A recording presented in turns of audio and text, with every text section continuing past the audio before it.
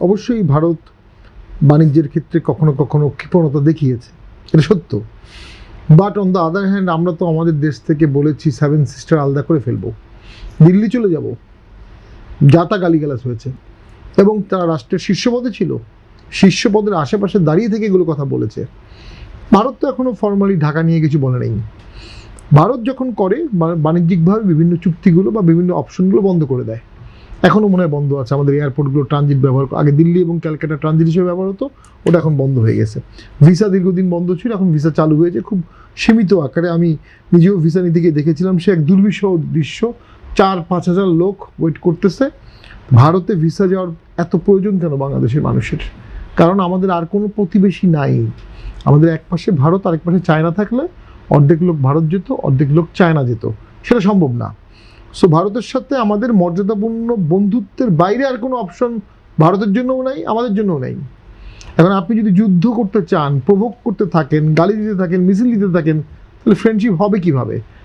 ভারতের একটা দায় আছে, পরপর 3বার আওয়ামী লীগ গভর্নমেন্ট আসছে, অন্তত 3বার প্রশ্নবিদ্ধভাবে আসছে, 3বারই তারা আওয়ামী লীগ সরকারের সাথে তারা সুসম্পর্ক রেখেছে। তাদের উচিত ছিল এক পর্যায়ে বলা যে আমরা একতরফা ভোটের এই সরকারকে স্বীকৃতি দিব না, অথবা ওয়ার্কিং রিলেশন মেসেজ দিতে পারতো, দেয়নি। তারা কিন্তু ইউনুস গভর্নমেন্টকেও স্বীকৃতি জানিয়েছে প্রথম দিকে।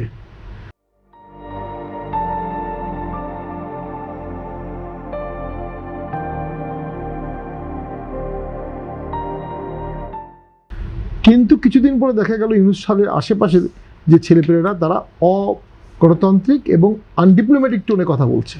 তখন ন্যাচারালি ভারত একটা অবস্থান নিয়ে বলেছে নির্বাচিত সরকার ছাড়া তারা রিলেশন ইজ ডাউন করবে না।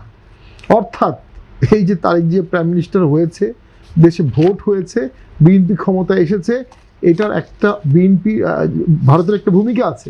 ভারত বলেছে আমরা নির্বাচিত সরকার ছাড়া আলোচনা করব না, এবং প্র্যাকটিক্যালি তারা ডক্টর ইউনুসের সাথে আলোচনা করেনি। ডক্টর ইউনুস আলোচনা করতে আগ্রহী ছিলেন, কিন্তু বাইডেন অনেক দূর চলে গেছে ঘটনাটা। ইউনুস স্যারের কয়েকটা সাকসেস আছে, তার মধ্যে একটা হচ্ছে রিজার্ভ উনি ধ্বংস হতে দেননি, দেশের ইকোনমি একদম তছনছ হয়ে যায়নি, এটা কিন্তু ওনার সাফল্য। খুব প্রফেশনালি কিন্তু সেই সময় সালাউদ্দিন সাহেব এটা হ্যান্ডেল করেছে, আমরা এটা ফলো করতাম। আর একটা হচ্ছে বঙ্গবন্ধুর মৃত্যুর পরে তো 4 মাসের মধ্যে 3টা গভর্নমেন্ট হয়েছিল। ইউনুস স্যারের সময় ওনার আইকনিক ফিগারের কারণে অন্য কোনো গভর্নমেন্ট কিন্তু হতে পারেনি, এটাও সাফল্য। কিন্তু তার 2 বছরে দেশের উল্লেখযোগ্য কিছুই আসলে হয়নি। রাস্তাগুলোর নাম বদল হয়েছে, শেখ হাসিনা যে বড় বড় এক্সপ্রেসওয়ে করেছে অনেক দুর্নীতি সহ, ওইটার নাম চেঞ্জ করে হয়েছে জুলাই এক্সপ্রেসওয়ে। আরেকটা বড় রাস্তার নাম চেঞ্জ হয়েছে জাতির পিতা হজরত ইব্রাহিম, মানে যেহেতু জাতির পিতা বঙ্গবন্ধু হবে না, সকল মুসলিম জাতির পিতা ইব্রাহিম, সেই নামে রাস্তা হয়েছে। আমি জানি না এটা গেজেট হয়েছে কিনা, নাম কিন্তু এখনও আছে, গেজেট হয়েছে কিনা জানি না।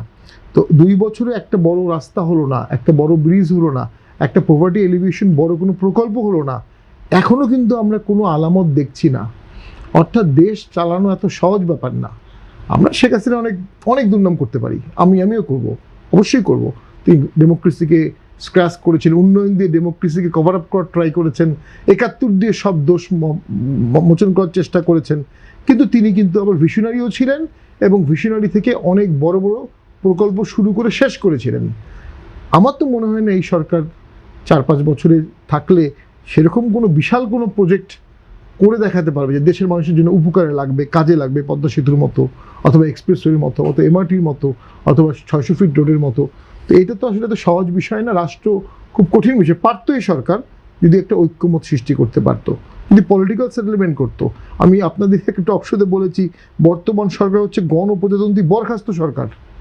পুলিশের দক্ষ অফিসারদের বরখাস্ত করা হচ্ছে, ডিসিদের বরখাস্ত করা হচ্ছে, সচিবদের বরখাস্ত করা যায়, অনেকের নামে তো মামলাই হয়ে গেছে। আইসিডি ট্রাইব্যুনালে কনস্টেবলের নামে মামলা। আইসিডি ট্রাইব্যুনাল তো যুদ্ধপরাধী ট্রাইব্যুনাল, সেখানে কনস্টেবলের লায়াবিলিটি কীভাবে আসবে, কতটুকু আসবে আমি জানি না। তো একটা প্যানিক স্টেট করে ফেলেছে, এটা দরকার ছিল না। এটা 72 সালে বঙ্গবন্ধু করে নেই, এটা জিয়াউর রহমান এসে করেনি। জিয়াউর রহমান এবং বঙ্গবন্ধু দেশ গঠন করতে চেয়েছিলেন, এবং প্যানিক বঙ্গবন্ধু সবাইকে ক্ষমা করে দিয়েছিলেন না, সবাই ক্ষমা করে দিয়েছিলেন। একজনের নামে মামলা পর্যন্ত হয়নি, সাজা পর্যন্ত হয়নি কোনো যুদ্ধপরাধীর। কারণ কি, দেশ তো চালাতে হবে, সবাইকে তো লাগবে। বঙ্গবন্ধু দেখলেন যে আমার আমেরিকার সাথে সম্পর্ক প্রচণ্ড খারাপ, উনি খন্দকার মোশতাককে হাইলাইট করলেন, আমেরিকার সাথে সম্পর্ক বাড়াও, আমার পাকিস্তান লাগবে, আমার ওয়াইসি লাগবে। ওয়াইসিতে গেলেন, ওয়াইসি বলে তুমি পাকিস্তানের সাথে ফ্রেন্ডশিপ বাড়াও, উনি পাকিস্তানে গেলেন। ওনাকে যে অনেকে বলে উনি ভারতের দালাল হ্যান ত্যান, কী অঙ্গিকে বলে আমি জানি না। উনি তো পাকিস্তান গেলেন, ওয়াইসিতে গেলেন, জুলফিকার আলী ভুট্টোকে বাংলাদেশকে ডেকে নিয়ে আসলেন। অর্থাৎ উনি ফরেন পলিসির বহুমুখিতা করেছিলেন। আর কি ছিল, প্রচুর পাকিস্তানি আটকে পড়েছিল বাংলাদেশি পাকিস্তানে, ওদেরকে ফেরত আনলেন। তো এগুলো তো ডিপ্লোম্যাটিক নর্ম ছাড়া হবে না। এখন যে চিঠিটা আমি দেখলাম ফরেন মিনিস্ট্রি থেকে ভারতকে দেয়া হলো, এটা খুবই হার্শ ল্যাঙ্গুয়েজের। নতুন সরকার প্রথমেই এত হার্শ ল্যাঙ্গুয়েজের চিঠি দেওয়ার আমি খুব একটা যৌক্তিকতা পাইনি। এটা আপনাকে একটা হাইপ দেয়, মানুষ মনে করে হ্যাঁ ভারতের বিরুদ্ধে চিঠি লিখেছে, কিন্তু রিয়েলি এটা দেশের অর্থনীতি, দেশের ফরেন পলিসি কি হেল্প করবে? এত এত মানে অ্যান্টি ইন্ডিয়ান যে রোলটা সব রাজনৈতিক দলই ইউজ করে, দু একটা ছাড়া ইউজ করে আমি বলবো, যেটা দিয়ে দেশের কোনো উপকার হয়নি আজ পর্যন্ত। তবে হ্যাঁ, ভারতকে অবশ্যই তার দৃষ্টিভঙ্গি বদলাতে হবে। দীর্ঘদিন তারা আওয়ামী লীগ ছাড়া বাংলাদেশকে বুঝতো না, সেখান থেকে তাদেরকে সার্বজনীন হতে হবে, জনগণের সাথে রিলেশন তৈরি করতে হবে। কারণ এই 18 কোটি লোকের যদি একটা দেশ টোটালি অ্যান্টি ভারত হয়ে থাকে, এটা ভারতই বা হ্যান্ডেল করবে কীভাবে? আরেকটা জিনিস আছে, আমি যেটা ভয় পাই সবসময়ই, যে ভারত, আমেরিকা বা অন্যান্য দেশগুলো মুসলিম দেশে তাদের একটা কমন কার্ড আছে। যখনই এই দেশটা তাদের মতের বাইরে কাজ করে, তারা একটা টেরোরিজম কার্ড খেলে, এবং that is their defence for any preemptive state. সেটা মিলিটারি প্রিএমটিভ স্টেট হতে পারে, ইকোনমিকও হতে পারে। তো সেটার ব্যাপারেও সরকারকে অনেক সতর্ক থাকতে হবে। আমি তো মনে করি ভারত এবং আমেরিকাকে ইগনোর করে কোনো সরকারই বাংলাদেশে চালানো উচিত না। অবশ্যই মর্যাদার প্রশ্নে কোনো ছাড় দেওয়ার প্রশ্ন আসে না, কিন্তু দেশের স্বার্থ দেখে ফরেন পলিসি ঠিক করতে। ফরেন পলিসি কোনো আবেগের বিষয় না, ফরেন পলিসি কোনো এই বিষয় না যে ভারত আওয়ামী লীগকে 3 বার ক্ষমতায় আনছে, আমরা ভারতের সাথে কোনো সম্পর্ক না, এটা হবে না। আপনার সম্পর্ক রাখতে হবে, চায়নাও লাগবে, ভারতও লাগবে, আমেরিকাও লাগবে, রাশিয়াও লাগবে, আপনি কোনটাকে বাদ